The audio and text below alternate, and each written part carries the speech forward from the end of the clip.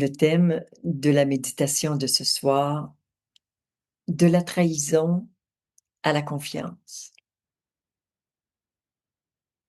Une trahison, c'est une rupture de confiance avec une personne importante pour nous, un parent, un proche ou un partenaire. Et de cette personne, on attendait de la protection, de la loyauté, de la sécurité. Et quand on a été trahi, on se dit: «Je ne peux pas faire confiance et si je baisse la garde, je risque encore une fois d'être déçu ou d'être manipulé». Quand on a été trahi, on cherche à contrôler son environnement, à contrôler les autres pour ne jamais être pris au dépourvu. On a des difficultés à faire confiance et on a besoin de savoir à l'avance tout ce qui va se passer. On essaie vraiment de tout prévoir pour ne jamais être pris au dépourvu. On est souvent extrêmement exigeant envers soi et envers les autres, surtout lorsqu'il y a une menace en vue. On est souvent méfiant, soupçonneux et on essaie de toutes sortes de façons de se protéger de l'éventuelle, possibilité d'une nouvelle trahison.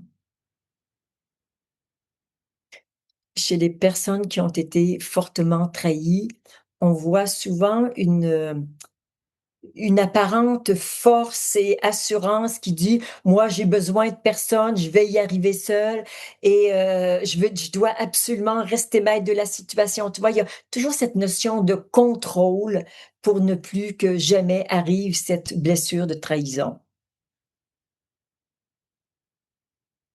La guérison.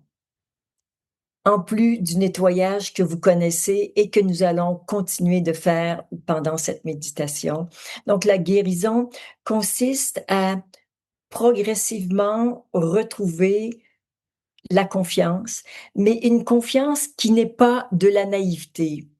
Il est, possible, cette trahison vienne du fait qu'on faisait confiance à tout le monde et ça, c'est pas juste. Il n'est pas question de faire confiance à tout le monde, ni de se méfier de tout le monde. Il y a quelque chose qui doit revenir au centre avec la conscience et faire de ces douloureuses expériences de trahison, des enseignements. Qu'est-ce que je n'ai pas vu et que je pourrais voir éventuellement? Donc pour retrouver la confiance, une vraie et solide confiance, on aura besoin d'apprendre à discerner. Et ça, le discernement, c'est quelque chose, c'est un ressenti intérieur qui fait: «Est-ce que je peux faire confiance à cette personne dans cette circonstance?» Il y a des personnes qui ne sont parfois pas fiables ou presque jamais fiables. Donc on peut écouter sa petite voix intérieure qui souvent nous dit, hem: «OK, vas-y», ou non, ce n'est pas le moment. Et parfois, ça dit: «OK, vas-y» et ce n'est pas bon, mais c'est parce que on doit faire cette expérience pour tirer des enseignements, justement, de ce que nous vivons. Et au fur et à mesure qu'on bâtit, qu'on se construit intérieurement, on retrouve la confiance et on n'a plus besoin d'être en permanente vigilance à propos d'une éventuelle trahison. Le chemin peut être: je ne peux pas tout contrôler, mais je peux apprendre à discerner et j'ai de plus en plus confiance en moi et dans les autres. Je peux commencer à lâcher le contrôle et à faire confiance en la vie.